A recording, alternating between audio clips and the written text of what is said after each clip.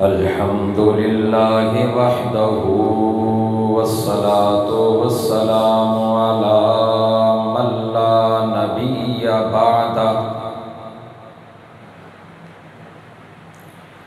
صاحب التاج والمعراج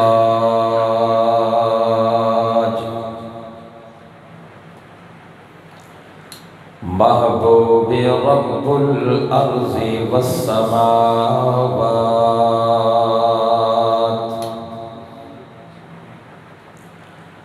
الذي اسمه مكتوب في الإنجيل والتوراة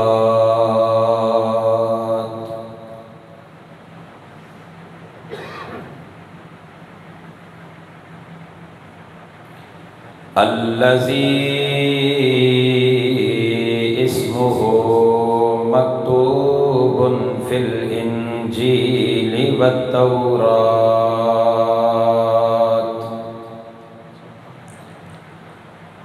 أرسله الله بالحق بشيرا ونذيرا وداعيا إلى الله بإذنه وسراجا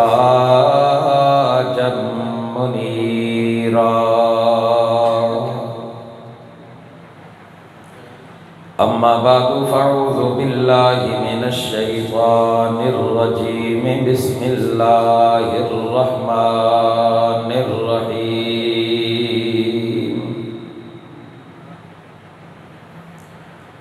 ألف لام ميم ذلك الكتاب لا ريب فيه هدى للمتقين وقال تعالى في مقام آخر شهر رمضان الذي أنزل فيه القرآن هدى للناس وبينات من الهدى والفرقان صدق الله مولانا العظيم وصدق رسوله النبي الكريم ونحن على ذلك لمن الشاهدين والشاكرين والحمد لله رب العالمين.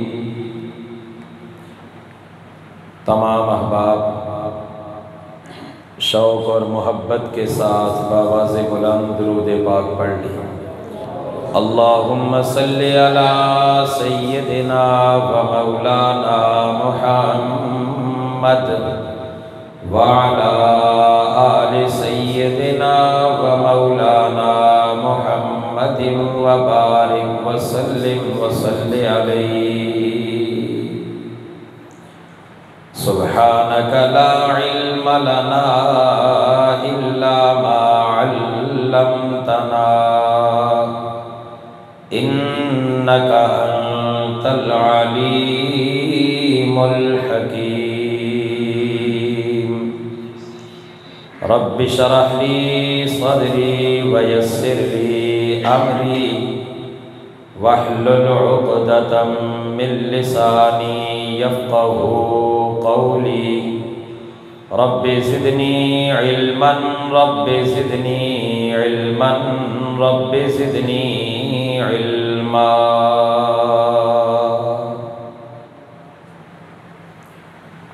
منہ دیکھ لیا آئینے میں پردہ نہ دیکھا سینے میں. منہ دیکھ لیا آئینے میں پردہ نہ دیکھا سینے میں.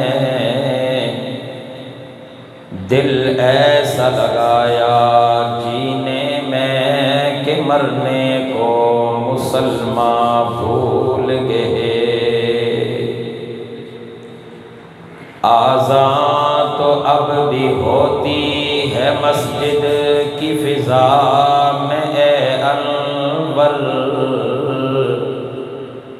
آذان تو اب بھی ہوتی ہے مسجد کی فضا میں اے انور، جس ضرب سے دل ہل جاتے تھے وہ ضرب لگانا بھول گئے۔ میرے واجب الاحترام قابل صد احترام حضرات علماء کرام اور میرے غیور سنی نوجوانوں، بزرگوں، دوستوں، آپ کے سامنے قرآن مجید فرقان حمید کے 2 مقامات تلاوت کیے ہیں۔ اللہ تعالیٰ کی بارگاہ میں دعا گو ہوں مجھے صحیح معنوں میں حق سچ بیان کرنے کی اور پھر ہم سب کو اس پر عمل کرنے کی توفیق عطا فرمائے۔ یہ محفل ختم القرآن کی محفل ہے، رمضان المبارک کی بابرکت راتیں ہیں، اور آپ کی اس مسجد کے اندر حضرت قاری صاحب نے رمضان المبارک کی راتوں میں نماز تراویح کے اندر قرآن کریم الحمد کی الف لام سے لے کر والناس کی سین تک سنایا، اور آپ تمام احباب نے قرآن کریم کو لفظ بلفظ الحمد کی الف لام سے لے کر والناس کی سین تک سنا۔ میں حضرت قاری صاحب کو قرآن سنانے پر اور آپ تمام احباب کو قرآن کریم سننے پر دل کی اتھا گہرائیوں سے مبارکباد پیش کرتا ہوں، اور یہ دعا کرتا ہوں کہ اللہ تعالیٰ حضرت قاری صاحب کا سنانا اور آپ تمام احباب کا سننا اپنے دربار میں قبول فرما کر ہم سب کی نجات کا ذریعہ بنائے۔ میں اپنی بات شروع کرنے سے پہلے 1-2 باتیں آپ کے سامنے عرض کرنا چاہوں گا۔ یہ رمضان المبارک کی بابرکت راتیں ہیں، یقیناً ان راتوں میں جتنا اللہ کے گھر میں بیٹھا جائے اتنا ہی اجر و ثواب ملتا ہے، لیکن آپ کی دن کے کام کاج اور تھکاوٹ کے باوجود آپ کا یہاں بیٹھنا یقیناً مشکل ہے، لیکن میں کوشش کروں گا کہ 1-2 باتیں آپ کے سامنے فضائل کے حوالے سے کر کے اجازت چاہوں۔ تو سب سے پہلی بات یہ ہے کہ جب آپ کو کوئی بات سمجھ آئے، اچھی لگے، تو اس پر آپ نے بآواز بلند کہنا ہے سبحان اللہ۔ کیا کہنا ہے؟ ذرا جاگ کر کہیں، کیا کہنا ہے؟ اور جب میرے اور آپ کے آقا نبی پاک صاحب الاولاق صلی اللہ علیہ وسلم کا نام نامی اسم گرامی آئے تو اس پر آپ تمام احباب نے کہنا ہے صلی اللہ علیہ وسلم۔ کیا کہنا ہے؟ یقیناً تھوڑی دیر پہلے آپ کے سامنے حضرت قاری سعید الرحمن نقشبندی صاحب نعت کے اندر درود پاک بھی آپ سے بھی پڑھوا رہے تھے، خود بھی پڑھ رہے تھے، اور یہ بہت فضیلت والا کام ہے۔ آپ کے سامنے اگر آپ کا ذوق تازہ ہو تو درود پاک کی ایک روایت بیان کر کے پھر میں آگے اپنی بات کروں۔ ذرا جاگ کر کہیں سبحان اللہ، اور جاگ کر کہیں سبحان اللہ۔ آپ سن رہے ہیں کہ ان دنوں میں خصوصیت کے ساتھ ہمارا گلا ساتھ نہیں دیتا، لیکن اسے چلانا آپ کا کام ہے۔ چلائیں گے انشاءاللہ؟ ذرا جاگ کر ذوق سے کہیں سبحان اللہ۔ ایک اللہ کے بہت بڑے ولی گزرے ہیں، حضرت خواجہ حسن بصری رحمۃ اللہ علیہ، آپ نے نام سنا ہوا ہوگا۔ حضرت اپنی مسجد میں اپنی سیٹ کے اوپر تشریف فرما تھے، آپ کے پاس ایک عورت آئی اور اس عورت نے آ کر عرض کی، حضرت جی میری ایک ہی بیٹی تھی، وہ بھی اللہ کو پیاری ہو گئی، تو میں آپ کے پاس حاضر ہوئی ہوں، مجھے کوئی وظیفہ بتلائیں کہ میں اپنی اس بیٹی کو اپنی خواب میں دیکھنا چاہتی ہوں۔ ایسے نہیں بات بنے گی، جاگ کر کہیں سبحان اللہ۔ حضرت نے فرمایا اس عورت سے کہ بات یہ ہے، میرے آقا علیہ الصلوۃ والسلام جب دنیا سے کوئی بندہ پردہ کر جاتا ہے، میرا رب جب چاہے اسے خواب میں دکھلا دے، جب چاہے نہ دکھلائے، یہ تو میرے رب کے اختیار ہے۔ چلو میں ایک وظیفہ بتلاتا ہوں، اسے اپنی زندگی کا عمل بنا لیجئے، ہو سکتا ہے میں اپنے رب سے یہ امید رکھتا ہوں کہ میرا پروردگار آپ کو اس عمل کی وجہ سے آپ کی بیٹی کا دیدار کروا دے۔ اس عورت نے عرض کی، حضرت جی عمل ضرور بتائیے گا۔ آپ نے فرمایا جب تو عشاء کی نماز پڑھ چکے، نماز سے فارغ ہونے کے بعد 4 رکعت نماز کی نفل کی نیت کر لے، ہر رکعت کے اندر سورہ فاتحہ پڑھنے کے بعد الہاکم التکاثر سورت پڑھا کر، یہ پڑھنے کے بعد جب تیرے نفل پورے ہو جائیں، پھر اس کے بعد جب بستر پہ جائے آرام کے لیے، بستر پر لیٹ کر میرے اور آپ کے پیارے محبوب پہ درود پڑھنا شروع کر دے۔ آپ نے فرمایا جب درود پڑھے گی، پڑھتے پڑھتے تو سو جائے گی، میرا رب تیری بیٹی کا دیدار تجھے خواب میں کرا دے گا۔ وہ عورت حضرت کی محفل سے اٹھ کر چلی گئی، ایسا ہی کیا۔ پتہ چلا کہ اس زمانے کی عورتیں نماز کی پابند ہوا کرتی تھی، جب ان کے اوپر کوئی مصیبت کا وقت آتا، جب بیٹا فوت ہو جاتا، بیٹی فوت ہو جاتی، گھر کا کوئی عزیز فوت ہو جاتا، وہ فوراً اللہ کے ولیوں سے رابطہ کیا کرتے تھے، اللہ کے نیک بندوں سے مشورے لیا کرتے تھے، اللہ کے علماء سے مشورے لیا کرتے تھے۔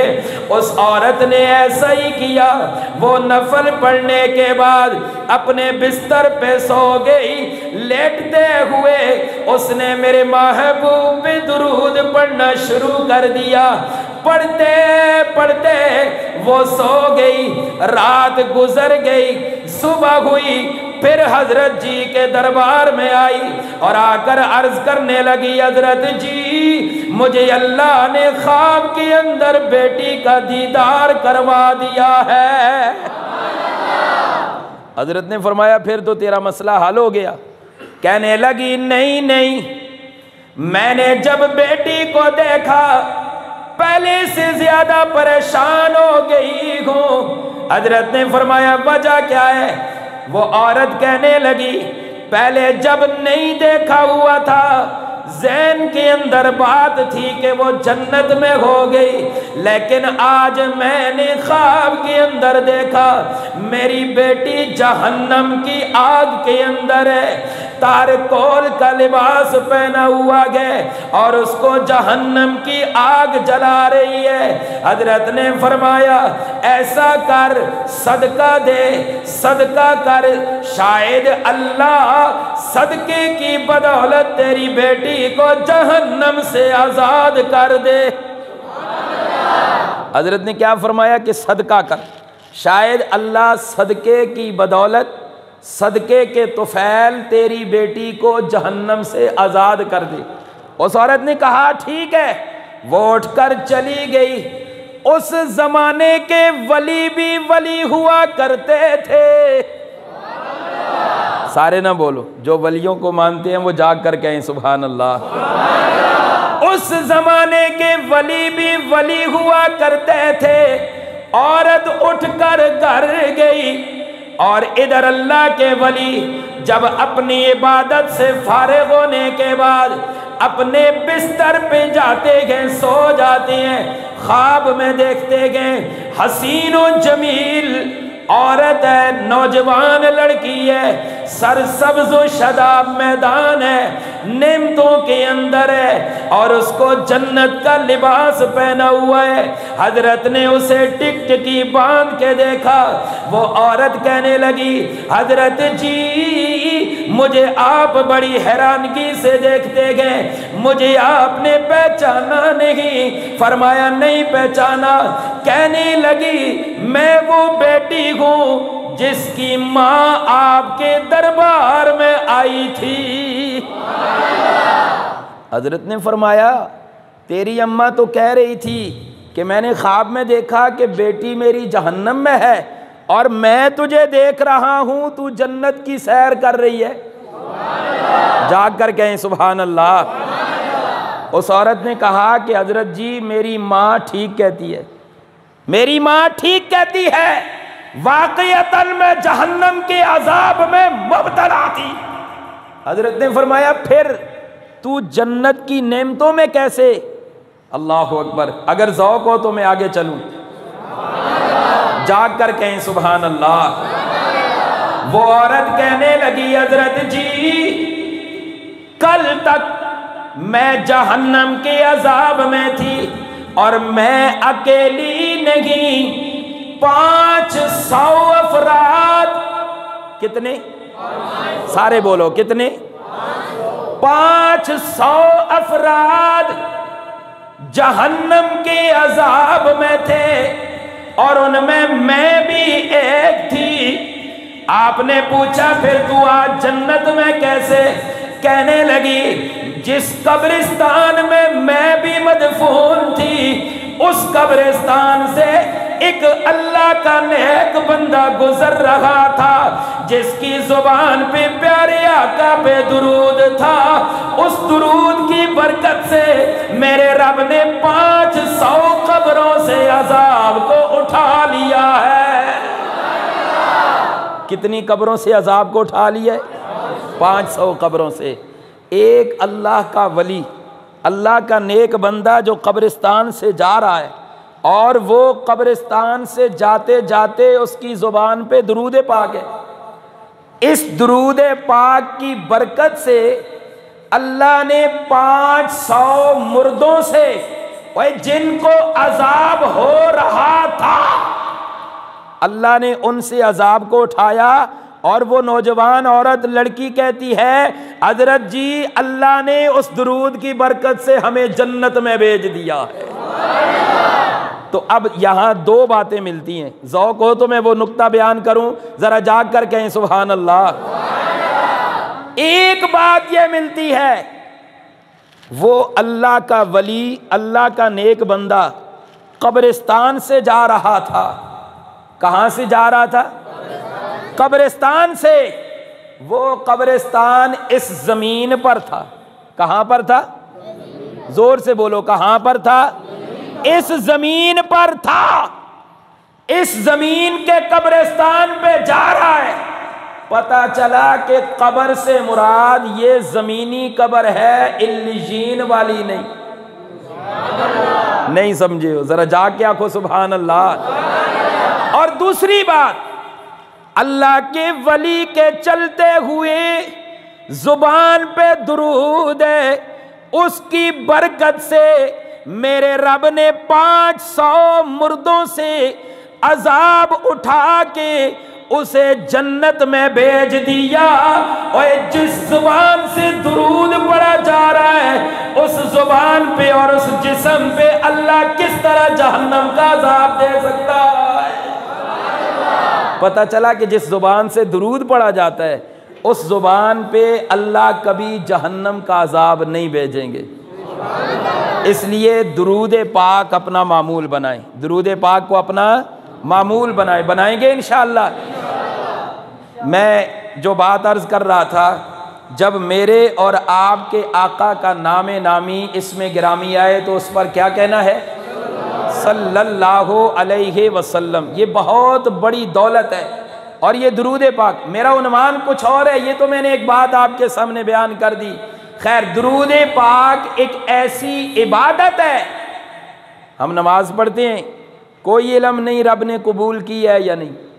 ہم قرآن پڑھتے ہیں، کوئی علم نہیں رب کے ہاں قبول ہے یا نہیں۔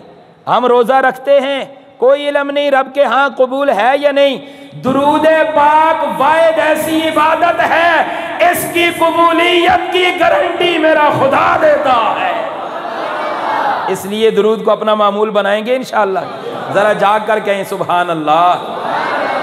اور جب کسی صحابی کا نام آئے اس پر آپ نے کہنا ہے رضی اللہ تعالیٰ عنہ۔ کیا کہنا ہے؟ ان باتوں پہ عمل کریں گے انشاءاللہ۔ اب میں اپنی بات شروع کرتا ہوں۔